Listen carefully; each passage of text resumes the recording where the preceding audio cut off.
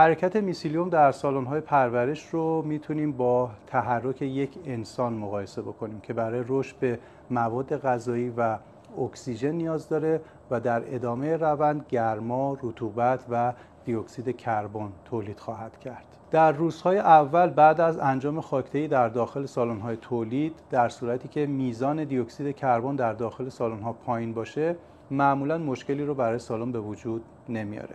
ولی همزمان با رشد میسیلیوم داخل خاک و رسیدن به سطح خاک، اگر این مقدار کمتر از 5000 ppm باشه، این احتمال وجود داره که پین‌هایی که تشکیل میشن در ادامه به قارچ‌های با کیفیت پایین تبدیل بشن. فراموش نکنید دیوکسید کربن تولید شده توسط کمپوست هست که باعث افزایش دیوکسید کربن محیط سالن خواهد شد. بنابراین جهت عدم تولید قارچ‌های با کیفیت پایین و پینگیری زود هنگام در سالن‌های تولید، بهتره در آخرین روزهای رشد میسیلیوم در خاک پوششی و قبل از رافلینگ، زمانی که ریسه ها نزدیک به سطح خاک قرار دارند، دریچه هوای تازه کاملا بسته باشه و مقادیر دیوکسید کربن در سالن در بالاترین مقدار خودش قرار بگیره. در سالن‌های جدید به دلیل اینکه منافذ کمتری وجود داره و ورود اکسیژن به داخل سالن به سختی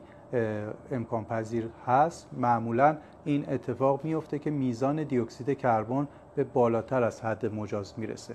نشانه این موضوع زمانی هستش که شما وارد سالن میشید و به شما احساس نفس تنگی دست میده.